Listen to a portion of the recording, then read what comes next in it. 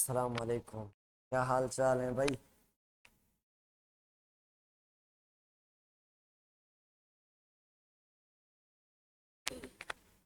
बिल्कुल okay. Should we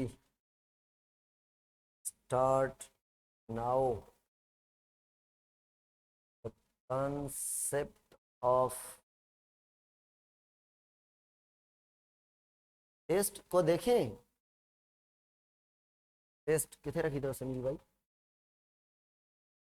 ये अंदर रखे हो?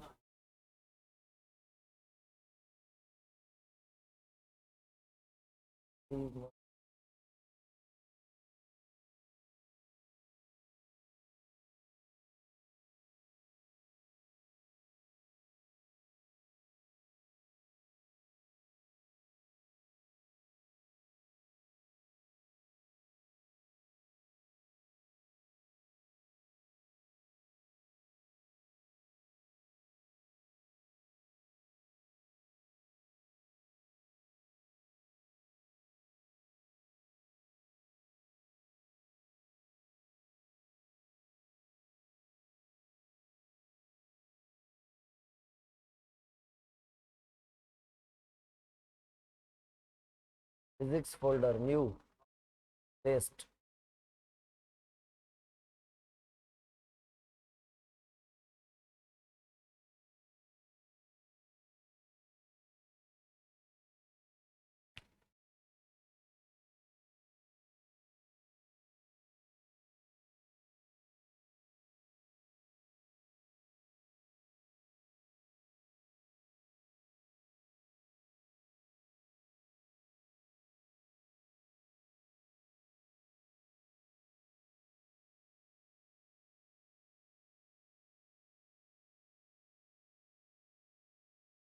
हाँ भाई, कुछ ओवरव्यू हो जाए टेस्ट का। ठीक है ना? वालेकुम अस्सलाम। वालेकुम अस्सलाम। देखें भाई, आपने कुछ गलतियां नहीं कहूंगा मैं, ब्लेंडर्स किए हैं। बड़े ब्लेंडर समझते हैं ना, वो किए हैं आपने। क्यों? सुने, सबने नहीं किए। ओवरऑल बायो में अच्छा रिस्पांस है। मैंने देखा है कि 68 में से बहुत बच्चे कह रहे हैं कि हमारे 62, 63 या 60 से अबव है बायो में। ये बड़ी बात है, बहुत बड़ी बात है। परफॉर्म अच्छा किया है आपने बायो में। चलो आए देखते हैं भाई। हाँ, समझाएं अब मुझे। फिनोल इज नोन एज, हाँ भाई, क्या कहेंगे? मैं कह रहा हूं ए होना चाहिए। चलो मजाक की, ये केमिस्ट्री का है। आ जाएं बायो पर। द मेटाबॉलिक प्रोसेस हैं जो इंटरवोवन हो रहे हैं, कभी ऊपर कभी नीचे, कभी स्लो कभी फास्ट कभी स्टॉप। कौन कर रहा है भाई इनको? कौन इनको कह रहा है? कोऑर्डिनेशन। कोऑर्डिनेशन ऑप्शन सही है। अगर कोऑर्डिनेशन ना होता, कैसे डाइजेस्टिव सिस्टम को कह रहे हैं भाई रुक जाओ, भागना है काम ना करो। स्केलेटल मसल को कह रहे हैं ऊपर करो, बहुत काम करो। ठीक है, तो ये कोऑर्डिनेशन होगा। उसके बाद सवाल है दूसरा, अ ग्रुप ऑफ सेल जो डिटेक्ट करते हैं रिसेप्टर होगा। ठीक है भाई। A term auxin was coined by Fritz Went 1926। सही है भाई, फ्रिटवेंट ये होगा। चलो, you duck your head when a baseball is thrown toward your face. You are responding to, bowler ने बॉल कराया, सीधा बाउंसर आ रहा है, मुंह में लग रहा है, आप ऐसे हो गए, नीचे बैठ गए, मुंह को आपने बचाया। बताएं कौन सी स्टिमुलस आपने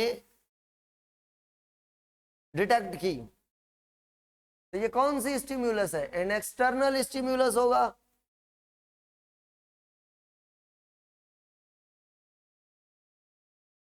इंटरनल स्टिमुलस नहीं होगा, ये एक्सटर्नल स्टिमुलस होगा। आंखों से देख रहा है ना, दिमाग आपका आंखों से देख रहा है, आंखें उसको बता रही हैं, आंखें बाहर देख रही हैं बाल को। चलो भाई, अ प्लांट रिस्पॉन्स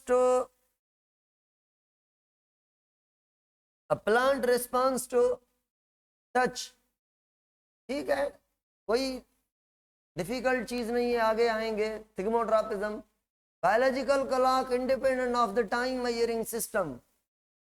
हाँ भाई, ये कमेंट में बताएं मुझे, एंडोजीनस और एक्सोजीनस में से क्या होगा। ये कह रहा है आपका जो बायोलॉजिकल क्लॉक है वो इंडिपेंडेंट है आपके टाइम मेजरिंग सिस्टम से, यानी वो अपनी सुनता है, आपकी नहीं सुनता। तो कौन इंडिपेंडेंट है? एंडोजीनस रिदम इंडिपेंडेंट है, तो एंडोजीनस होगा ये। किसी ने एक्सोजीनस किया है, तो भाई सुने सुने, एक्सोजीनस में इंटरनल स्टिम्युलाई है और एक्सटर्नल भी है। क्या एंडोजीनस में ओनली एक्सटर्नल है और इंटरनल से बिल्कुल इंडिपेंडेंट है? नहीं ना। क्यों किया है आपने? कुछ ने बोथ कर दिया है। बोथ क्यों भाई? बोथ क्यों? जब फ्रूट फ्लाई को आप लाइट दे रहे थे वो आपकी सुन ही नहीं रही थी, वो कह रही थी मुझे पता है, आप झूठ बोल रहे हैं, अभी तक 10% केमिकल बना हुआ है, इट मीन्स अभी तक दिन है, आपने अंधेरा दे दिया है, पागल नहीं हूं मैं। वो इंडिपेंडेंट है आपके सिस्टम से। चलो, उसके बाद if the biorhythm occur with the frequency of 24 hour, चलो ये ठीक है, सर्केडियन, दिन में रिपीट होने वाली सर्केडियन। उसके बाद सवाल है, ये तो लाइन उठाई है मैंने बुक की, सीधी बुक की लाइन ली है मैंने कि एक फोटोसिंथेसिस और ल्यूमिनेसेंस अलजी में, डाइनोफ्लैजिलेट्स के अंदर और CO2 मेटाबॉलिज्म ब्रायोफिल्म के अंदर। ये एंडोजीनस रिदम है, ये एंडोजीनस रिदम है। इट मींस टेम्परेचर और लाइट पे इंडिपेंडेंट होंगे। टेम्परेचर और लाइट कौन से फैक्टर हैं? एक्सटर्नल। इट मींस ये कह रहा है एक्सटर्नल नहीं है, उससे इंडिपेंडेंट है। इट मींस ये कह रहा है ये एंडोजीनस है। तो ये करना था, आपने पता नहीं क्या कर दिया है, अपनी बायो लगा ली है इस दफा आपने। The influence of daily cycle, जो लाइट है और डार्क है, मतलब दिन है और रात है, ये दिन और रात प्लांट के फिजियोलॉजी यानी काम पर और प्लांट के एक्शंस पर, बिहेवियर पर असर देती है। इसको कहेंगे क्या? लाइट और डार्क की ड्यूरेशन को फोटो पीरियड, फोटो पीरियडिज्म। किसी ने केमो किया है, पता नहीं अपनी क्यों लॉजिक लगाते हैं बच्चे। मिकेनो तो किसी ने नहीं किया। चलो, the synthesis and release of abscisic acid in plants response to, जो एब्सिसिक एसिड बन रहा है वो वाटर की कमी से बनता है, स्टोमेटा को क्लोज करवाता है, ट्रांसपिरेशन को रोकता है, ऑक्सीजन नहीं होगा। सॉल्ट में, हर्बीवोरी में नहीं भाई। पहला वाला A is okay, then B, C and D. Moving to the next question, when you have any type of confusion regarding the MCQs that I am going to solve in front of you, kindly text me, that I will discuss in detail. Circadian rhythm, circadian rhythm are based on approximately, कोई बात नहीं, 24 hours। किसी ने अपनी 7 घंटे लगाए हैं, 2 घंटे, भाई एक्टिविटी जितना टाइम चले, अगर वो 24 घंटे से कम हो रही है वो सर्केडियन में होगी, 24 आवर्स उसका टाइम होगा। उससे बढ़ रही है तो वो उस कैटेगरी से निकल जाएगी, फिर सर्केनुअल में चली जाएगी, ये सर्केनुअल में होगी। चलो भाई, the production of fructans, fructans ठंडा होने से बचाती है, साल्ट नहीं नहीं नहीं, cold stress, that will be okay, this will be okay. Cold stress, fructans क्या है? You know very well about these chemicals produced by the polymer of fructose and other substances which prevent from freezing. even in the supercool solution of cytoplasm. The formation of air tube, हाँ भाई air tube मतलब air को store करना है, oxygen को store करना है, तो भाई ये तो ऑक्सीजन की डिप्राइवेशन होगी, उस कमी में होगा। चलो चलो चलो चलो चलो आगे चलो भाई, ये इधर क्वेश्चन नंबर कौन सा है? हाँ, ये क्यों गलत किया है आपने, क्यों मुझे बताएं। Which of the following describe the plant response to heat stress. Heat stress का मतलब क्या है? हीट स्ट्रेस का मतलब है टेम्परेचर बढ़ रहा है, तो जब टेम्परेचर बढ़ रहा है तो जो चीजें इसके रिस्पॉन्स में होंगी वो क्या करवाएंगी, टेम्परेचर को कम करेंगी। अब बताएं, एक तो ये ऑप्शन सही है हीट शॉक प्रोटीन, ये रेडिएशन को एब्जॉर्ब भी नहीं करेंगी तो टेम्परेचर सही रहेगा, थोड़ी ट्रांसपेरेशन सफिशिएंट होगी टेम्परेचर को मेंटेन करने के लिए। और ये कब बनती है, मेरा ये सवाल है अभी, कौन से टेम्परेचर पर हीट शॉक प्रोटीन बनते हैं? Right in the chat box. में लिख रहा था मगर मैंने आधे में छोड़ दिया है। कौन सी डिग्री से ऊपर जब टेम्परेचर जाता है? क्लोजिंग ऑफ स्टोमेटा नहीं होगा, किसी ने ये किया है क्लोजिंग ऑफ स्टोमेटा। भाई सुने, जब स्टोमेटा एब्सिसिक एसिड कब क्लोज करवा रहा था, याद करें वो टाइम। आपने कहा सर 30% ट्रांसपेरेशन हो रही थी मगर टेम्परेचर बहुत ज्यादा था, तो प्लांट ने 40 कर दी, 50 कर दी, सर 60 कर दी, सर 80 कर दी, सर 100 कर दी, फिर भी टेम्परेचर नीचे नहीं गिरा। इट मींस इतना टेम्परेचर ऊपर है, तो प्लांट ने क्या किया, ज्यादा ट्रांसपायर किया और प्लांट को पानी कम मिल रहा है। इट मींस एब्जॉर्प्शन कम हो रही है और ट्रांसपेरेशन ज्यादा हो रही है। इस नतीजे में प्लांट कहां पे कम पड़ेगा? बॉडी के अंदर। बॉडी के अंदर पानी की कमी, ड्राउट कंडीशन। अब ड्राउट कंडीशन ये तो पानी की कमी कर रहा है, ट्रांसपेरेशन। अगर ड्राउट कंडीशन में एब्सिसिक एसिड प्रोड्यूस हो रहा है, इट मींस क्या करने नहीं दे रहा है एब्सिसिक एसिड? कमेंट में बताएं। एब्सिसिक एसिड ट्रांसपायर नहीं करने दे रहा, एक्सपोर्ट नहीं करने दे रहा पानी की। इट मींस ये ठंडा नहीं करने दे रहा बॉडी को।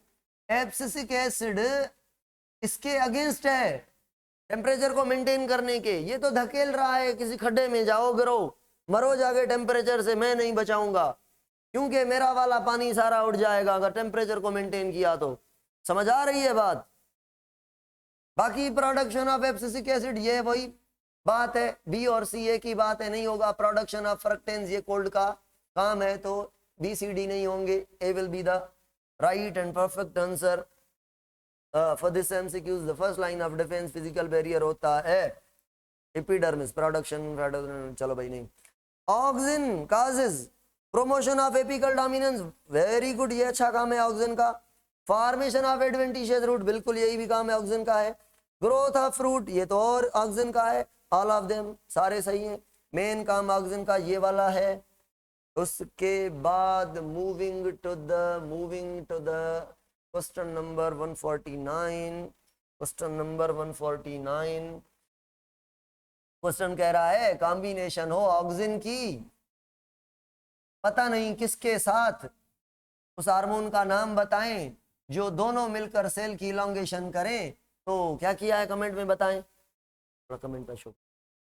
हाँ भाई, बात करनी है आपसे। क्यों ऑक्सिन किया है बहुत बच्चों ने? जिबरलिन वाले सही हैं सारे, जिबरलिन सही है। ऑक्सिन क्यों किया था साइटोकाइनिन आपने?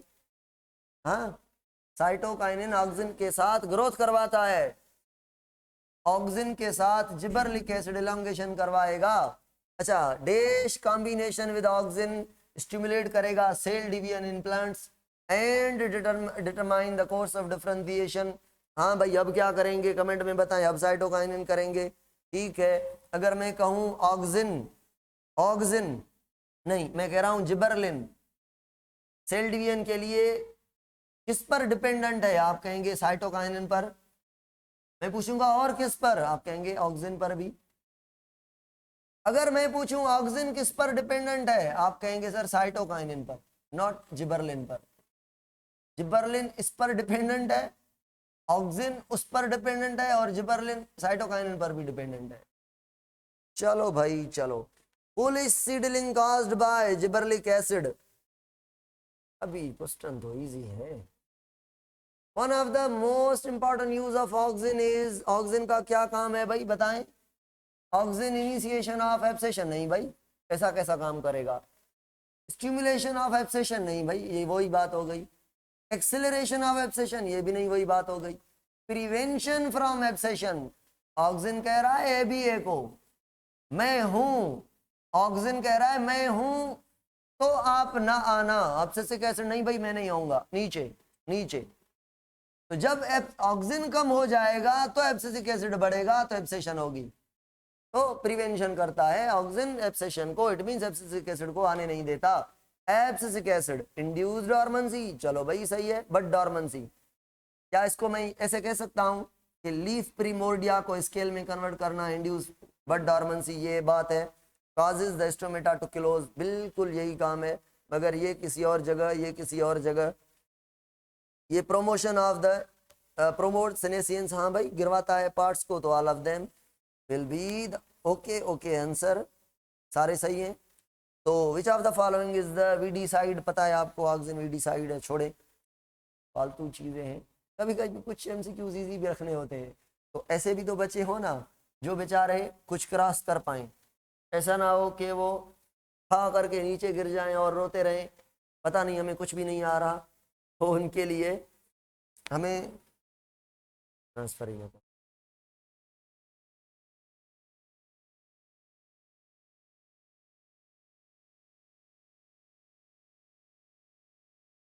ठीक है भाई, जिबरलिक एसिड वाज डिस्कवर्ड बाय, पता है आपको, याबूता और हयाशी ने किया था।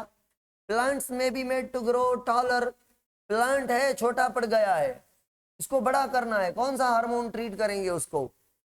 जिबरलिक एसिड वाला किसने किया था? याबूता एंड हयाशी ने। चलो अभी भाई ये सवाल आपने गलत किया है। इंडोल एसिटिक एसिड, कौन है indole acetic acid? Natural auxin. Naphthalene acetic acid, ये भी ऑक्सिन 2 है, सिंथेटिक ऑक्सिन है। एंड जिबरलिक एसिड, अब ये दो हो गए ऑक्सिन, ये हो गया जिबरलिन। अब बताएं ऑक्सिन और जिबरलिन का कोऑर्डिनेट फंक्शन कहां गया, कहां गई statement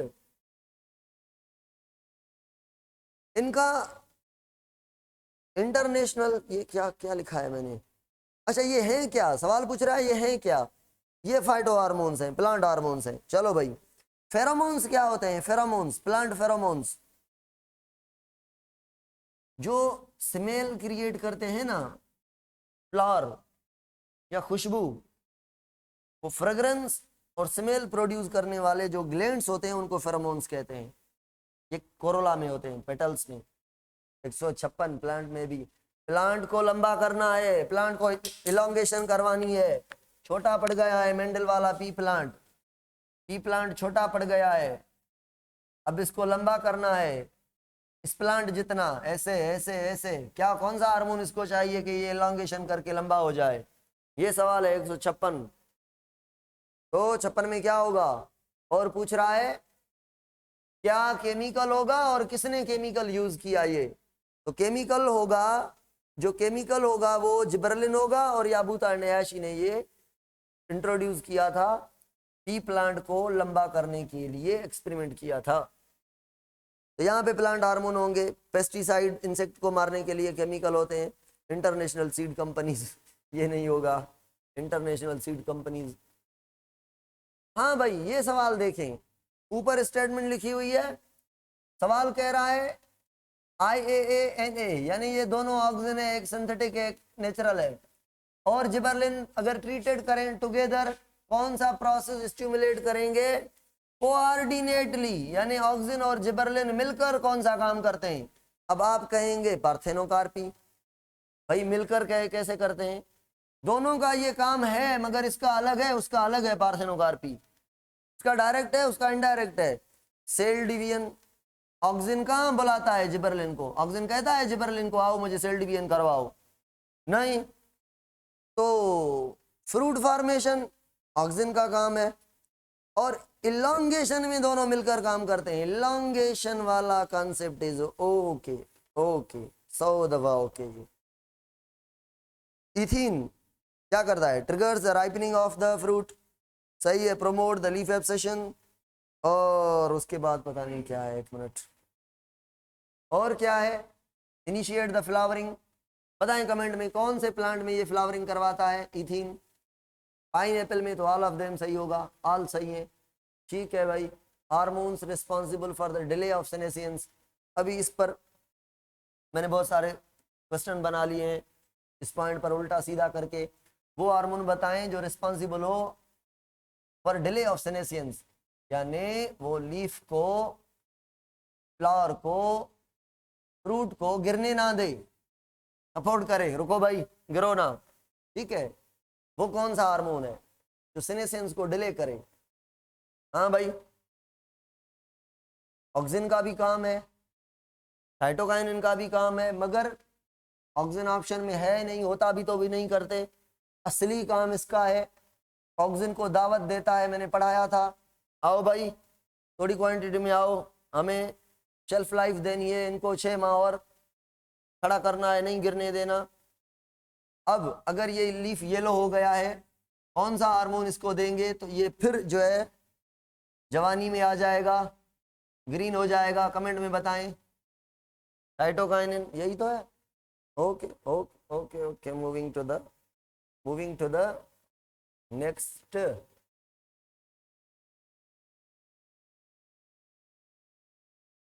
hormone responsible for the shelf life, वही बात है, शेल्फ लाइफ, खड़े रहो गिरो ना। फ्लावर्स एंड लीव्स के लिए शेल्फ लाइफ कौन करता है? साइटोकाइनिन। वही सेनेसेंस को डिले करना means shelf life. Shelf life मतलब बनने से गिरने तक, ठीक है, बनने से गिरने तक जो पीरियड है ये शेल्फ लाइफ है। आज ना गिरो भाई, कल गिरना, ये टाइम बढ़ा दिया, कल भी नहीं परसों गिरना, ये शेल्फ लाइफ। ये अगर साइटोकाइनिन कम हो जाए तो लीफ बेचारे एट द मिड एज गिर जाते हैं, हम परेशान हो जाते हैं, क्यों भाई ये तो एज नहीं थी गिरने की, क्यों पौधे के सारे लीफ गिर गए, हमने चेक किया तो साइटोकाइनिन नहीं था। अरे बाप रे, ठीक है।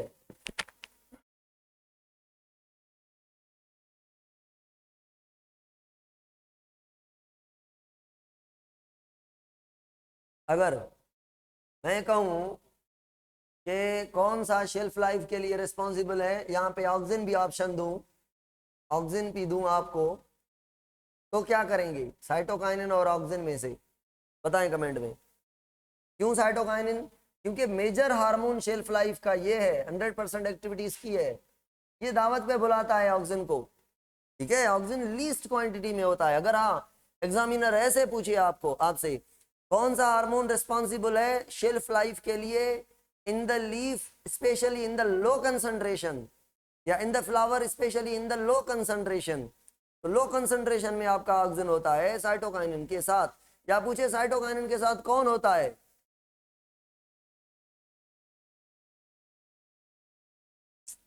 बताएं भाई।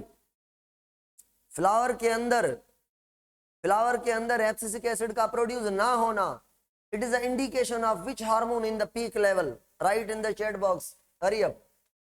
फ्लावर के अंदर एब्सिसिक एसिड का इज इक्वल टू 0 इंडिकेट करता है विच हार्मोन बड़ी बड़ी लेवल में है वहां पे, उसके वजह से नहीं आ रहा। ये डरने वाला है, ऑक्सिन से भी डरता है और साइटोकाइनिन से भी। फ्लावर की बात करें तो ये साइटोकाइनिन से डर रहा है, ठीक हो गया भाई।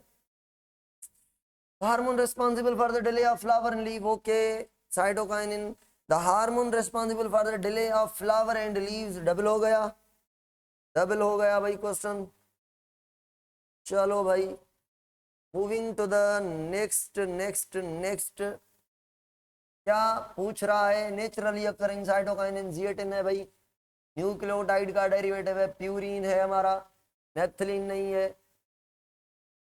इंडो ब्यूटारिक एसिड, इसका बताएं ये कौन सा हार्मोन है? Indole butyric acid, IBA, indole 3 butyric acid. क्या नाम है इसका? Write in the chat box.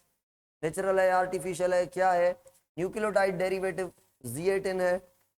जिब्बरलिक acid promote flowering in, gibberellic acid, हाँ भाई gibberellic acid promote flowering in STB ने नहीं लिखा कहीं भी। जिब्बरलिन किस में फ्लावरिंग करवाता है? मगर पीटीबी ने लिख दिया है। के भाई कहाँ गए? लॉन्ग डे प्लांट में फ्लावरिंग करवाता है। ठीक है। पाइन एप्पल में कौन कह रहा है? पाइन एप्पल में करवाता है वो आपका इथीन।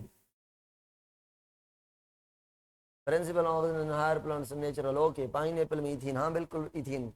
चलो भाई, मूविंग टू द और क्वेश्चन। और क्वेश्चन जो है वो है ये देखिए, ethene promote flowering in, stimulate flowering in, जरूरत नहीं थी flowering in the pineapple plants. क्यों भाई? किसी ने मुझसे सवाल पूछा कि सर ऑक्सिन फ्लावरिंग करवाता है या जिबरलिन करवाता है या इथीन करवाता है? मैंने कहा तीनों। सही है ना भाई, तीनों करवाते हैं ना। अब अगर कोई पूछे किसका रोल है मिनिमम फ्लावरिंग में, तो हम ऑक्सिन कहेंगे, क्योंकि फ्लावर चोटी पे लगते नहीं है अमूमन। अमूमन फ्लावर कैसे लगते हैं? साइड से ब्रांच निकली, उसके भी साइड पर फ्लावर, साइड पर फ्लावर बनते जाएंगे और ब्रांच ग्रो करती जाएगी, मेन एक्सिस भी बढ़ती जाएगी, उसके साइड में ब्रांचेस निकलती जाएंगी, उनके ब्रांचेस पर फ्लावर लगते जाएंगे। साइड वाले फ्लावर बहुत होते हैं टर्मिनल से। साइड वाले फ्लावर को हमने एक्सिलरी फ्लावर कहा था।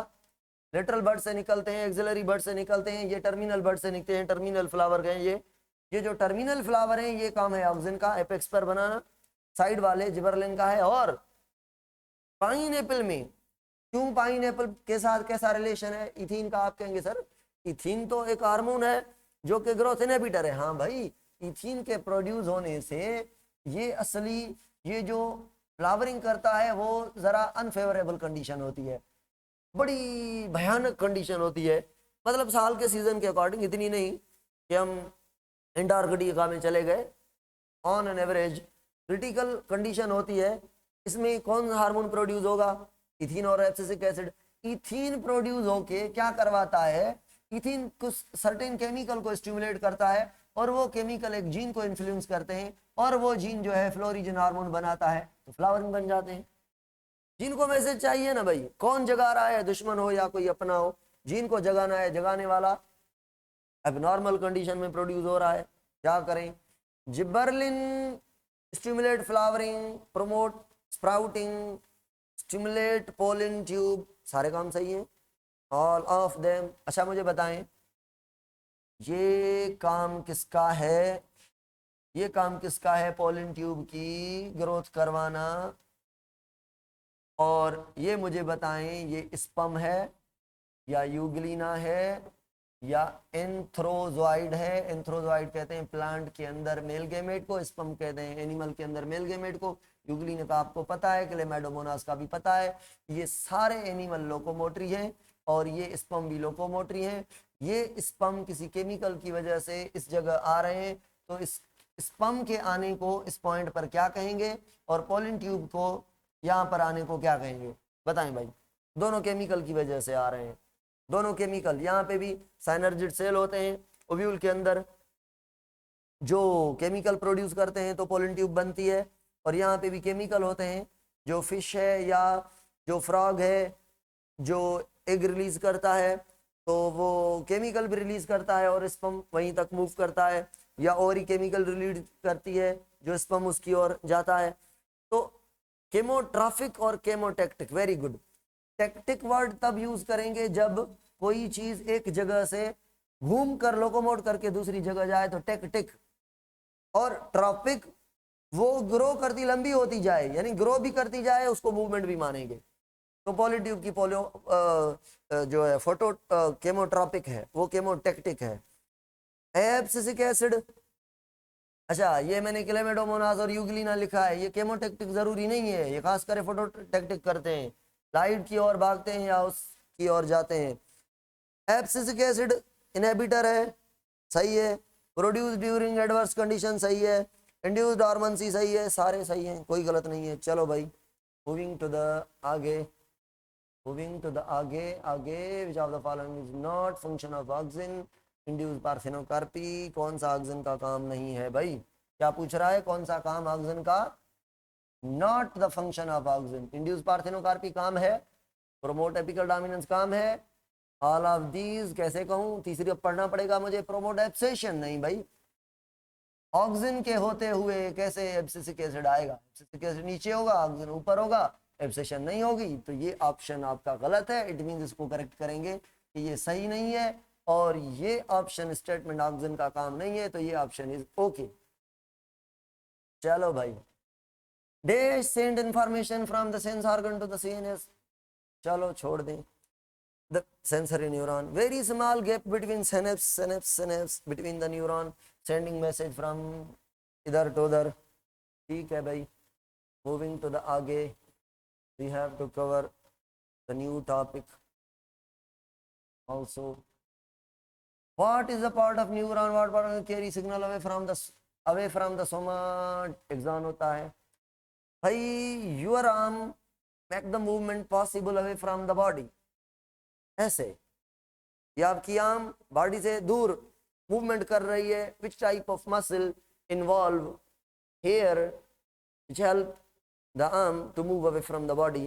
The muscle are said to be as abductor, मगर there is no any option, so this question will be bonus for you people. Question number 174 number जो क्वेश्चन है ये आपका बोनस हो गया। यहाँ पे एबडक्टर लिखा था मगर एडक्टर हो गया है, माय मिस्टेक, टाइपिंग वाले की मिस्टेक। आप सही हैं भाई। The bone at the elbow joint, जो कंट्रेक्शन करेंगे और बोन को क्या करेंगे, जॉइंट को बेंड करवाएंगे। बेंड करवाने वाले ये मसल कौन सी ऐसा काम किया है? फ्लेक्सर, ऐसे फ्लेक्सर, एक्सटेंसर, ये फ्लेक्सर, ये extensor. Okay okay okay okay okay okay okay, flexor joint. Okay भाई, the large bone of the human body femur है, पता है सबको। Ilium pubis, ilium ischium pubis, pubis आखिरी पार्ट होता है, इस्चियम बीच वाला होता है, इलियम। ऐसे ना समझना कि सीक्वेंस बता दे, समझ लेना। चलो मुझे बताएं कमेंट में, सीक्वेंस बताएं इनकी। हाँ भाई, इनकी सीक्वेंस बताएं। पहले कौन होगा? इलियम, फिर इस्चियम, फिर प्यूबिस। ये इलियम, ये इस्चियम, ये प्यूबिस, इधर वाला इलियम, ये इस्चियम, ये प्यूबिस। अब बताएं मुझे कमेंट में, ये बीच में ये कार्टिलेज है, इसको क्या कहते हैं? इस जॉइंट को क्या कहते हैं? Pubic symphysis, pubic symphysis. I think मैंने नहीं बताया था। ये इलियम है, ये इस्चियम है, ये प्यूबिस है, ये प्यूबिस है, ये इस्चियम है, ये इलियम है। इलियम से आपस में कनेक्ट है या बीच में कोई चीज है उससे कनेक्ट है? बीच में कोई चीज है, क्या है? ऐसे क्रम है। चलो भाई, चलो भाई, चलो भाई। Smooth muscle are found in the wall of heart. ठीक है, कौन सी स्मूथ मसल? होलो ऑर्गन पर है, एक्सेप्ट पूछ रहा था ना ये, एक्सेप्ट हार्ट, एक्सेप्ट हार्ट। ठीक है, हाँ भाई। The tricep muscle is attached to the one end of the origin. ये कह रहा है ट्राइसेप मसल, ये नीचे वाली ट्राइसेप है, ऊपर वाली बाइसेप है। ये ट्राइसेप, ये ऊपर वाली, ये वाली bicep. Tricep bicep, 3 bundle 2 bundle. ये 3 बंडल वाली मसल यहाँ से ओरिजिनेट हो रही है, स्कैपुला और ह्यूमर के ऊपर से। ये ओरिजिन यहाँ पे, इंसर्शन नीचे आ रही है, नीचे आ रही है। कहाँ पे लगेंगे? याद रखना है, नीचे वाली ट्राइसेप जाके अल्ना पे लगेगी, ऊपर वाली बाइसेप जाके रेडियस पे लगेगी। ठीक है, तो अल्ना यहाँ पे होगा, मसल जो है वो ओरिजिनेट होकर कहाँ पे जाके लगती है? अल्ना। मेनी सार्कोमेयर, एक सार्कोमेयर दूसरा सार्कोमेयर आपस में जुड़ते जाएं, जुड़ते जाएं, जुड़ते जाएं। जोड़ के दिखाएं भाई। ये सार्कोमेयर, ठीक है, ये सार्कोमेयर, ये एक्टिन, ये एक्टिन, ये एक्टिन, ये एक्टिन, और बीच में मोटी मायोसिन। ठीक है, एक सार्कोमेयर, दूसरा सार्कोमेयर, तीसरा, ये क्या बनेगा? मायोफिब्रिल बनेगा। है ऑप्शन, मायोफिब्रिल बनेगा। Arthritis cover the 100 different type of inflammatory और डिजेनरेटिव डिजीज कहाँ पर होती हैं? जॉइंट्स पर होती हैं भाई। ठीक है, चलो भाई। बॉल एंड सॉकेट क्या करेगा? मेनी डायरेक्ट 1 2 3 4 सेवरल डायरेक्शन में मूव करवाएगा। छोड़ दें भाई, कार्डिक मसल हार्ट में है, किडनी में नहीं होंगी। क्रैम्प को मसल पुल कहते हैं, छोड़ दो भाई। ठीक है, बोन टू बोन अटैचमेंट कौन कराएगा? टेंडन नहीं भाई, नर्व नहीं भाई, इंसर्शन नहीं भाई, ligament is okay answer. Moving to the आगे, the vertebral column consist of 26 नहीं है, 32 करेंगे। The thoracic region of the thoracic vertebrae, the thoracic region has thoracic vertebrae, 12 vertebrae होती हैं। 12 वर्टिब्री पे पता नहीं क्या अटैच होता है लेटरल साइड से। Name the paired bone that are attach on the transverse side of the thoracic vertebrae, और कितनी होती हैं? Okay ribs 12 pair. हाँ सारे मूव हैं, एक मूवेबल नहीं है, स्कल मूवेबल नहीं है, फिक्स जॉइंट है, सूचर जॉइंट है। ओस्टियोपोरोसिस मोर कॉमन है ओल्डर एल्डर फीमेल में, क्यों भाई? किसकी डिफिशियंसी है? ईस्ट्रोजन की कमी है। क्यों ईस्ट्रोजन की कमी है? Right in the comment section. क्यों 50-55 साल के बाद फीमेल के अंदर ईस्ट्रोजन क्यों नहीं बनता? विटामिन डी की डिफिशियंसी बच्चे के अंदर है तो रिकेट्स है, मेंशन नहीं है तो ऑप्शन ही रिकेट है। ऑस्टियोमलेशिया नहीं है, ऑस्टियोमलेशिया होता तो हम देखते। ऑस्टियोमलेशिया अगर होता, रिकेट भी होता, यहाँ पे एज देता, एज देता। ठीक है, मीनापोज से, मीनापोज के बाद एक और क्वेश्चन, पता नहीं पहले मैंने दिया, याद तो दिलाएं कौन सा दिया मैंने? हीट शॉक प्रोटीन का। हीट शॉक प्रोटीन का आपने आंसर दिया? पता नहीं, मैंने देखा ही नहीं कमेंट में। 40 सेंटीग्रेड पे याद रखना है ये। 40 सेंटीग्रेड से जब टेम्परेचर बढ़ जाए तो हीट शॉक प्रोटीन 40 याद करें। 42 कहीं पर है, मगर अपने बुक में 40 है, छोड़ दें।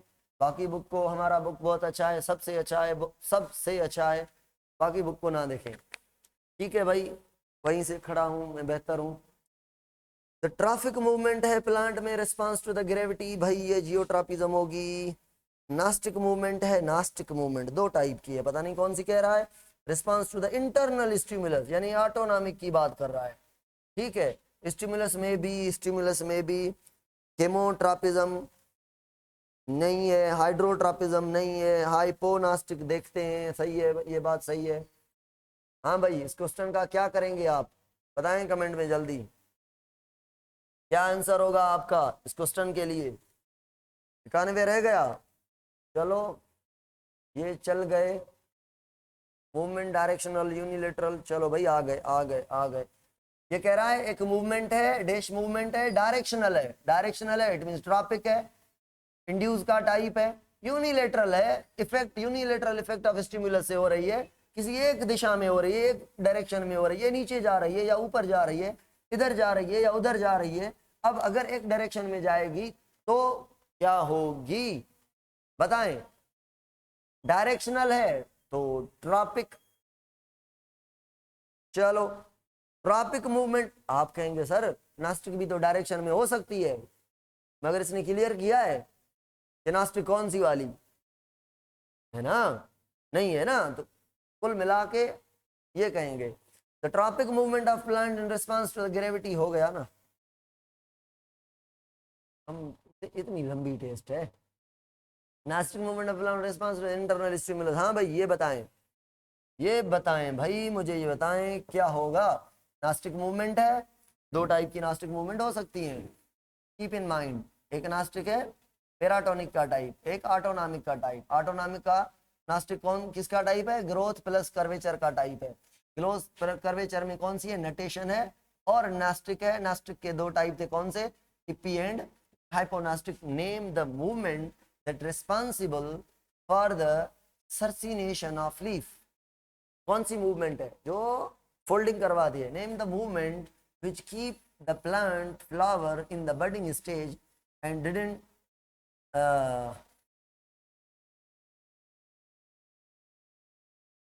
कौन सी मूवमेंट है जो नहीं खुलने दे रही है प्लांट के फ्लावर को, बड को, वो केप्ट कर रही है प्लांट के फ्लावर को remain in the budding stage, या प्रमोट कर रही है बडिंग स्टेज, सर्सिनेशन कर रही है। हाँ भाई नेम नेम नेम बताएं।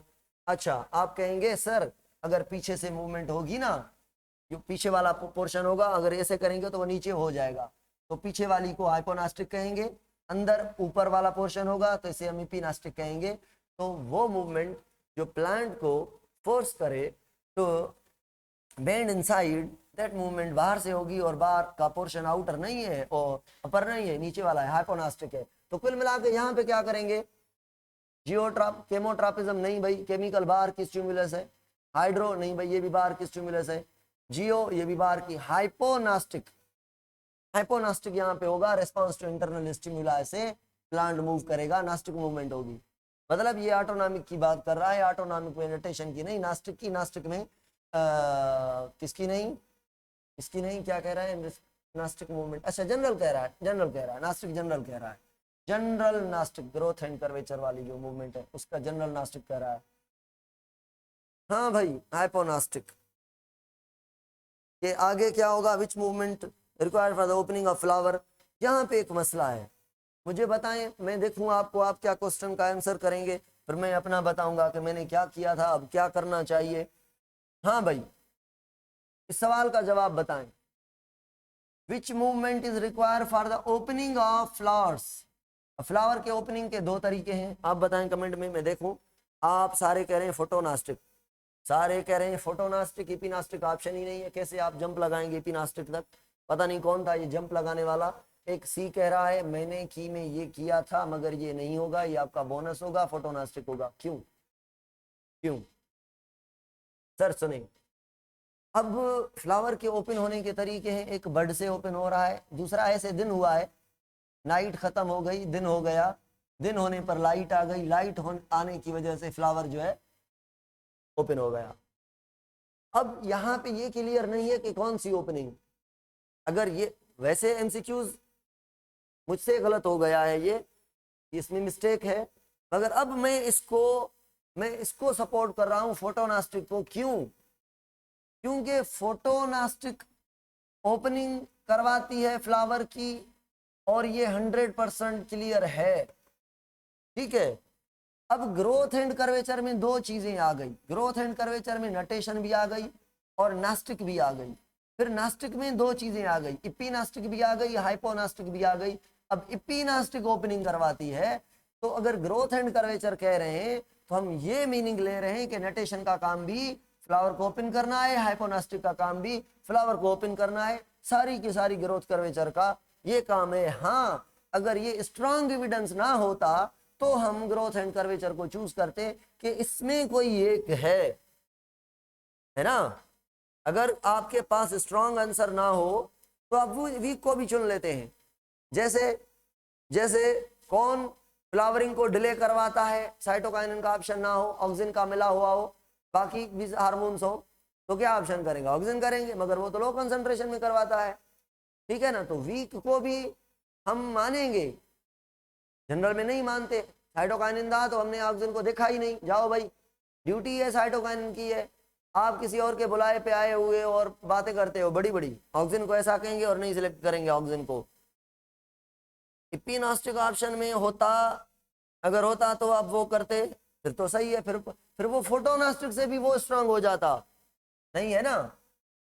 नहीं है, कहाँ है इपिनास्टिक ऑप्शन में, नहीं है बिल्कुल। अगर होता तो, वो होता तो की बात है ना। In which type of the movement growth is not involve, growth नहीं है भाई, डायरेक्शनल ट्रॉपिक में ग्रोथ होती है, हाइड्रोट्रॉपिज्म ये भी डायरेक्शनल है। ग्रोथ एंड कर्वेचर में ग्रोथ है। हेप्टोनास्टिक में इंसेक्ट टच करता है प्लांट को और प्लांट खुलता है और बंद होता है, ये मूवमेंट है। हेप्टो में ग्रोथ इन्वॉल्व नहीं होगी, ग्रोथ नहीं होगी, ग्रोथ स्टिमुलस की बात नहीं कर रहा कि कौन सी है। Which type of movement external stimulus is not involve, external stimulus directional movement tropic में है, हाइड्रोट्रॉपिज्म में है, हेप्टोनास्टिक में इंसेक्ट है, ग्रोथ एंड कर्वेचर में कोई कोई कोई कोई एक्सटर्नल स्टिमुलस नहीं है, उसको ग्रो करवाना है भाई। Growth and curvature internal stimulus की वजह से ये ग्रोथ हो रही है, ये एंडोजीनस रिदम का एग्जाम्पल भी है। Choose the correct one, correct one choose करना है। चलो भाई देखते हैं, एक ही को चूज करते हैं। कह रहा है जो नर्वस कोऑर्डिनेशन है वो डिपेंडेंट है अपॉन द केमिकल कोऑर्डिनेशन, सही बात है कि न्यूरॉन जो है वो मैसेज करते हैं केमिकल कोऑर्डिनेशन को, यानी एंडोक्राइन सिस्टम को, कि प्रोड्यूस करो क्या हार्मोन, और हार्मोन जाके क्या करते हैं इफेक्टर के पास काम करते हैं। नर्वस कोऑर्डिनेशन मैसेज किससे लेता है, रिसेप्टर से। अच्छा डिपेंडेंट तो है, अरे भाई ये क्या किया, फॉर ईच एंड एवरी, देखें मैं सपोर्ट कर रहा था इसको, इसने गलत कर दिया। ये कह रहा है कि ऑल एक्टिविटी के लिए जो नर्वस सिस्टम है वो डिपेंडेंट होगा केमिकल कोऑर्डिनेशन पर? नहीं भाई, नर्वस इस पर डिपेंडेंट है काम करने के लिए, मगर नर्वस सिस्टम कुछ ऐसे डायरेक्ट भी काम करवाता है। जैसे अभी मैं बोल रहा हूं, मैं घूम रहा हूं, मुझे बताएं कि हार्मोन मुझे मेरी टंग को चला रहे हैं? कौन चला रहा है? डायरेक्ट न्यूरॉन आके मैसेज देके जा रहा है, क्योंकि इतनी जल्दी मैं बोल रहा हूं, जल्दी में एक्टिविटी करनी है, और ऐसी जल्दी वाली एक्टिविटी को अगर रिलाय करेंगे हार्मोन के ऊपर तो हार्मोन तो कल प्रोड्यूस होगा, फिर आप कल बोल पाएंगे। तो कुछ एक्टिविटीज आपकी direct control by the nervous coordination है, और कुछ के लिए आपका नर्वस सिस्टम डिपेंडेंट है केमिकल कोऑर्डिनेशन के लिए। हाँ, ये बात सही है कि आपका नर्वस कोऑर्डिनेशन डिपेंडेंट है on the chemical coordination, but not for each and single every single activity. ये तो नहीं होगा भाई। बी को देख लें, केमिकल कोऑर्डिनेशन डिपेंडेंट है अपॉन द नर्वस कोऑर्डिनेशन, सही है, for each and every activity. हाँ, क्या क्या क्या कह रहा है? कह रहा है, सुने, ये जो केमिकल कोऑर्डिनेशन है हार्मोन प्रोड्यूस करने के लिए, वो हार्मोन काम करने के लिए हमेशा मैसेज लेगा नर्वस कोऑर्डिनेशन से। क्या ये बात 100% सही है? हाँ है। क्या आपका नर्वस कोऑर्डिनेशन, आपका पेंक्रियाज आपका सीधा रिसेप्टर से मैसेज लेते हैं? जो भी इवन किडनी के अंदर ब्लड प्रेशर मेंटेन होता है ना, किडनी के अंदर ब्लड प्रेशर को चेक करके, ऑस्मोलरिटी को चेक करके पहले ब्रेन को बताया जाता है, फिर ब्रेन किडनी को वापस मैसेज भेजता है, भाई ये ऐसे करो। कोई भी बॉडी का पार्ट ऐसे काम नहीं करता थ्रू द एंडोक्राइन सिस्टम से। सारे बॉडी के पार्ट, इट मीन सारे का सारा केमिकल कोऑर्डिनेशन हार्मोन कभी भी ऐसे प्रोड्यूस नहीं करेगा without the permission of nervous coordination. इसका मतलब ये हुआ कि आपका chemical coordination direct external environment से लिंक्ड नहीं है।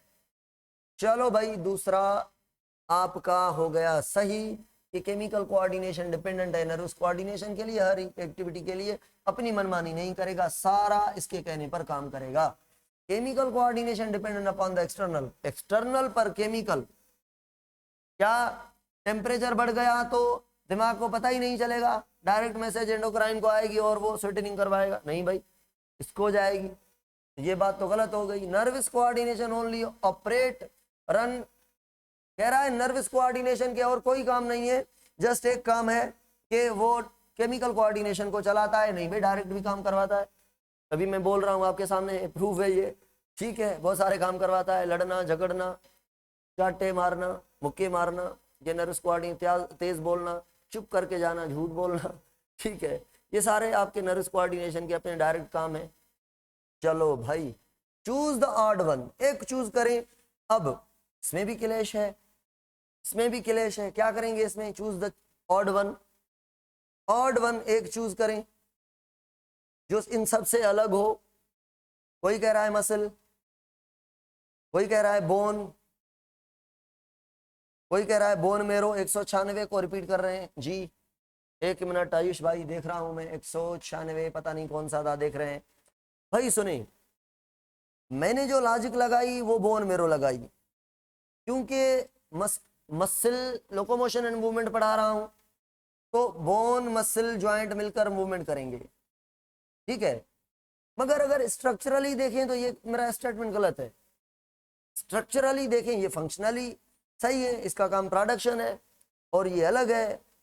अगर स्ट्रक्चरली देखें तो बोन में बोन मेरो आएगा, ज्वाइंट भी बोन में आ जाएगा, अकेला बचा बेचारा मसल। मगर अटैच तो वो भी है, अटैच तो वो भी है, मगर उनका पार्ट नहीं है, उनका पार्ट नहीं है। तो मैंने बोन मेरो किया था, मगर सही होना चाहिए मसल, ठीक है। ऑल ऑफ अबव का ऑप्शन ही नहीं है। एक कह रहा है चूज करो जो सबसे अलग हो, ठीक है, अलग चूज करना है यहाँ पे, और सबसे अच्छा जो आप कह रहे हैं वो ये सवाल है, ऐसे ये कर, इसमें ये करना था, इसमें था कि ऐसा चूज करो जिसमें सारे के सारे आ जाएं। Choose the one that encircle all. भाई न्यूरॉन, सिनेप्स भी न्यूरॉन बनाता है, ये एक न्यूरॉन, ये दूसरा न्यूरॉन, ये प्री सिनेप्टिक मेम्ब्रेन, ये पोस्ट सिनेप्टिक मेम्ब्रेन। तो कौन बना रहा है मैसेज? दे कौन रहा है? एक्सॉन की मेम्ब्रेन। ले कौन रहा है? डेंड्राइट की मेम्ब्रेन। तो सिनेप्स भी तो न्यूरॉन की बनी हुई है ना।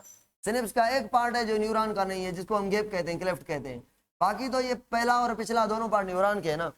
तो सिनेप्स भी न्यूरॉन में आ गई, नर्व इम्पल्स भी न्यूरॉन कंडक्ट करता है और हार्मोन प्रोड्यूस करने के लिए मैसेज भी न्यूरॉन बल्कि प्रोड्यूस भी करता है हाइपोथैलेमस में, तो न्यूरॉन में सारे आ जाएंगे। Choose the incorrect about the hormone, ये पढ़ाया है मैंने, सीधा सीधा पढ़ाया है कि जो हार्मोन है वो प्रोड्यूस होंगे एंडोक्राइन सिस्टम से। एंडोक्राइन एक्सोक्राइन का आपको पता है कि एंडोक्राइन वो जो सीधा हार्मोन प्रोड्यूस करके सीधा नदी में उसको बहा दे, ब्लड में बहा दे, ठीक है, स्टोर ना करें। और जो स्टोर करते हैं वो एक्सोक्राइन होते हैं, लाइट वेट में होते हैं ताकि ट्रांसपोर्ट भी तो हो सके, ब्लड भी तो उठा सके और नदी भी तो बहा सके उसको।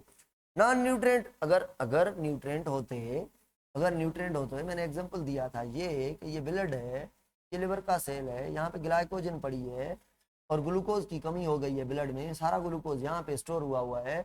अब यहाँ से पेंक्रियाज नाम के ऑर्गन से एक हार्मोन रिलीज होगा जिसका नाम है ग्लूकागॉन। क्या नाम है? ग्लूकागॉन। अब ये ग्लूकागॉन आ रहा है कहाँ पे? पूरी बॉडी को सपोर्ट करने के लिए आ रहा है। कैसे क्या करेगा? ये ग्लूकागॉन आया, इसको तोड़वाएगा, ग्लूकागॉन इसको तोड़वाएगा ग्लाइकोलाइसिस को ग्लूकोज में, और सीधा ग्लूकोज ब्लड में आ जाएगा। अगर आपके बॉडी में ग्लूकोज की कमी है, इट मींस आपको भूख लगी है, तो ग्लूकागॉन सही सलामत पहुंचेगा यहाँ पे? नहीं भाई, ब्लड ही ग्लूकागॉन को यूज कर लेगी। ब्लड में तो फूड की कमी होगी ना, ब्लड ही यूज कर लेगी फॉर द एनर्जी पर्पस। अगर ब्लड ने यूज कर लिया तो बाकी काम कौन करेगा? कौन स्टिमुलेट करेगा इस ग्लाइकोजन को? कौन निकालेगा? ऐसे हार्मोन नॉन न्यूट्रिटिव होते हैं। अगर न्यूट्रिटिव होते तो आधे रास्ते में किडनैप बाय द एंजाइम, ठीक है, destruct by the enzyme actually. Produce in more quantity, नहीं भाई थोड़ी क्वांटिटी में, तो ये ऑप्शन सही है। लेस क्वांटिटी में बनते हैं, बाकी चीजें सही हैं, ये गलत है, ये गलत है, तो ऑप्शन सही है।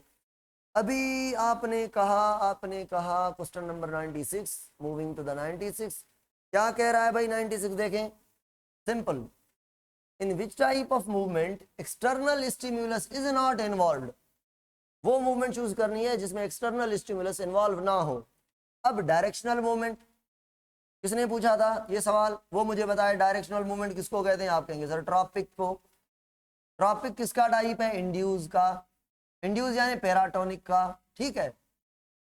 तो ये डायरेक्शनल है, डायरेक्शनल में किसी डायरेक्शन में मूव करेगा, इसमें एक्सटर्नल स्टिमुला है, लाइट है तो फोटो ट्रॉपिक, केमिकल है तो केमोट्रॉपिक, टच है तो थिग्मो ट्रॉपिक, ठीक है।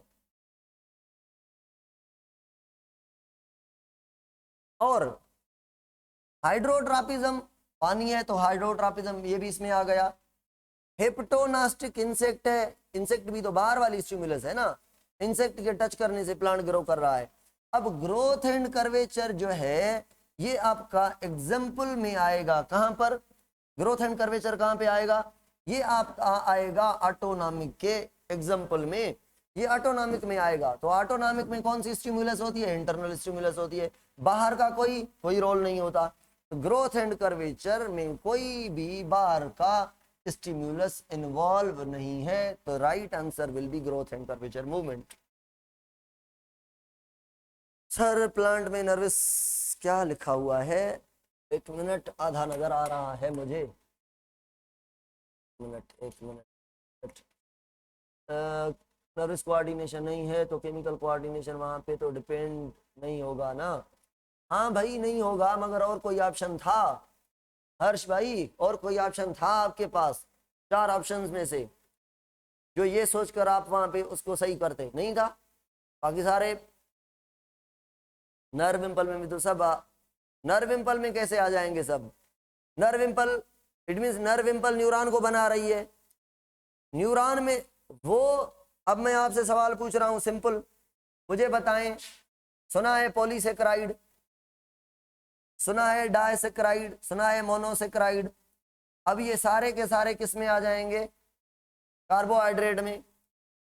क्या ऐसे कहेंगे कि नहीं सर मोनोसेक्राइड से सारे बनेंगे? अगर इन सर्किल जो सब पे भारी हो तो कार्बोहाइड्रेट इन जनरल तीनों के लिए हम वर्ड यूज कर सकते हैं, तीनों ये कार्बोहाइड्रेट्स हैं। राउंड एक्सटर्नल थिंग पर, राउंड तो एक्सटर्नल थिंग पर करेगा क्या? राउंड तो एक्सटर्नल थिंग पर करेगा।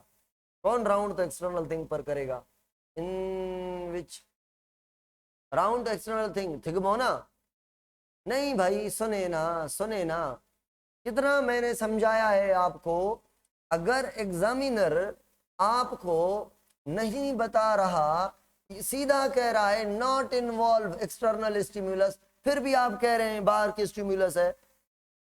हाँ, अब मुझे ये बताएं, मुझे ये पूछ रहे थे ना आप, अब मुझे बताएं ये कर्व लगाने के लिए, फोल्ड सर्सिनेशन करने के लिए किसने इसको कहा था, या टाइम पे ये फोल्डिंग खोलना किसने कहा था? ये इंटरनल है, ग्रोथ एंड कर्वेचर में आएगी ये।